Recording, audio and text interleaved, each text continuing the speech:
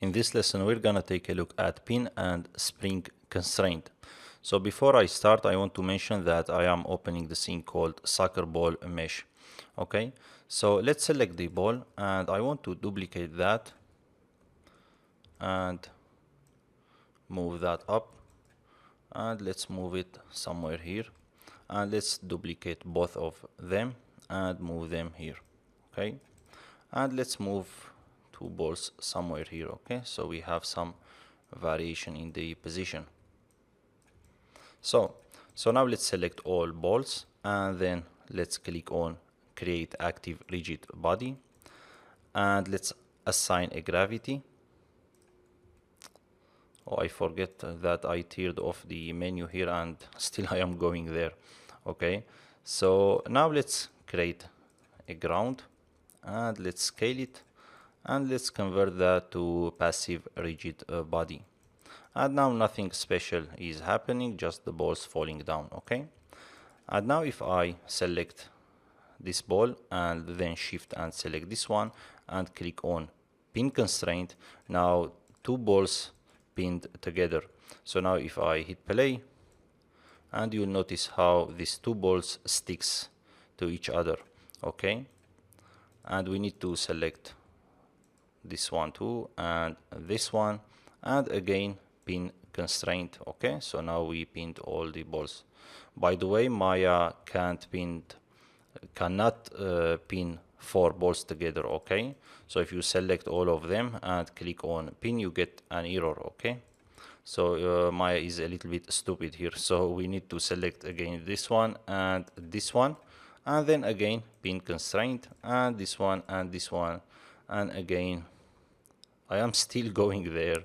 Okay, pin constraint, and then you see we pinned all four balls together. Okay, so let's take a look at spring constraint now. So let's open the scene again, soccer ball mesh. Okay, and let's move that up a little bit somewhere here, and let's duplicate that, and again I want to duplicate both of them, and let's duplicate these two.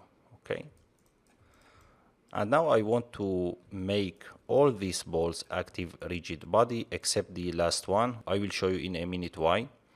So let's click on active rigid body, and let's click ground and passive rigid body, and let's assign gravity to these balls and click on gravity.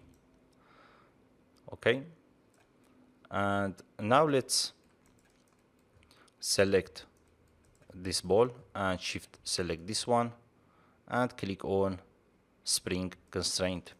Okay, and this one and spring. Okay, and again this one spring, and the last one spring. Okay, and now if I hit play, maybe you cannot see the result. Okay, very good.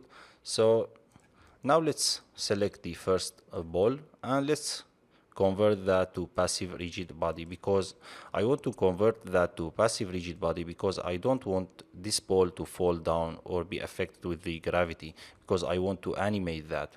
Okay, so let's set a key at the first frame and go to this frame and move it to the left and set a key, and at frame 50 move it here, set a key, and again move it there, set a key, and move it again, set a key, and last, okay, set a key. Okay, so now the first ball is moving and it's passive rigid body. This is important. Okay, so now let's select this ball and shift select that and click on spring constraint. Okay, and now if I hit play, now you'll notice how the balls sticks to the first ball. Okay, moving with that. Okay, so I can select all of constraints here, and then in the channel box and I can come over here and control the spring stiffness. For example, I can set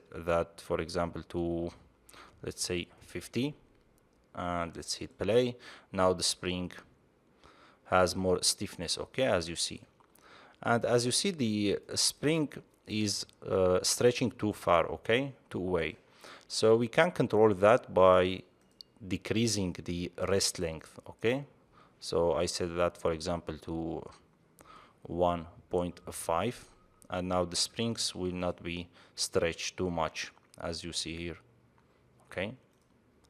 And you can set it to 1, 2, and let's see, okay.